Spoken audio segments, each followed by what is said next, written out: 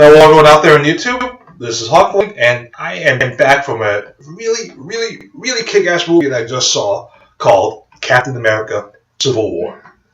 And now, if you're familiar with my past work, the top 5 reasons why I hated Civil War video, like over here, you will kind of come to understand that I am not a big fan of Marvel Civil War. That is, the 2006 miniseries.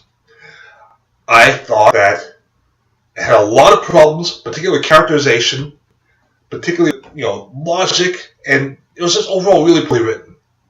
But I basically had five things that I had a problem with. Law was not really well defined; it made no sense. It was a really poorly written political allegory. Everyone was acting like a complete jerk.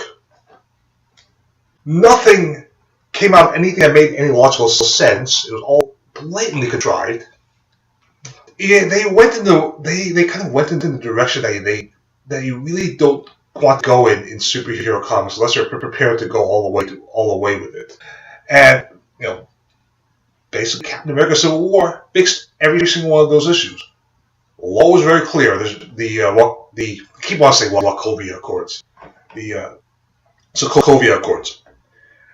It basically says that the Avengers are not free agents. If they are going to be working, if you are going to be an Avenger, if you're going to be working, you're going to be working as part of the UN.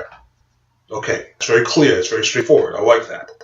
It's not like this, people ill-defined idea of people with superpowers, or may or may not have superpowers, or may not have costumes, or anyone who does a good deed may or may not be arrested because for being under a superhero.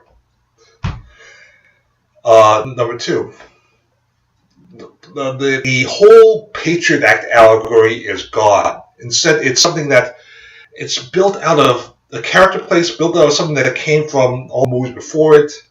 It's something that really makes sense given what's going on in this world, given where these characters are coming from. So yeah, no stupid political allegory there.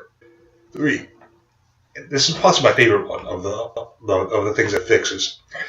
Everyone was acting rationally. They were acting like human beings. They were acting like, yes, this is a group of people who are friends, but ultimately they have to stand their principles, and they disagree, yes, and they will fight. But you also understand why they're fighting.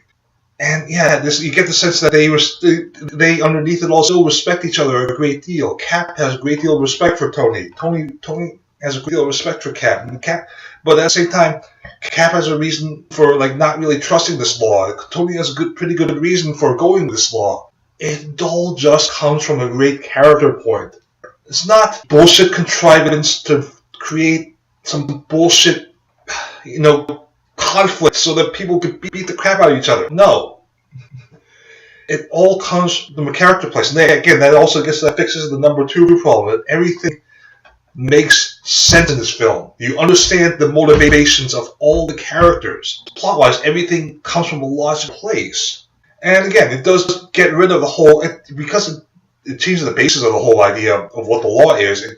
The first issue of, let's say, superhero, of whether or not you should examine the reality of superheroes is completely gone. The idea, it's not completely, it's still sort of there, but the not really anti-registration, but the anti-Sokovia Accords side kind of makes a lot of sense here, because because they made some pretty good arguments. Like, when you sign something like this, you're under control of people with agendas. You're not a free agent in that sense. You're bound by the will of governments, and that's okay. That's understandable. That's an understandable reason why they would want to not sign this thing.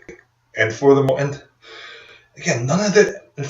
conflict between Cap and Tony is not based on this bullshit political bullshit, for lack of a better word.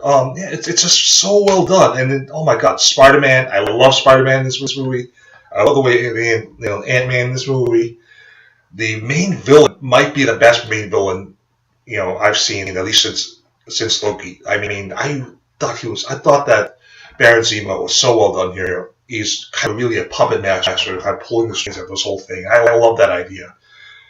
Scarlet Witch and Vision had some great chemistry. Overall, aside from just fixing the issues of Civil War, this was just a really great, entertaining film.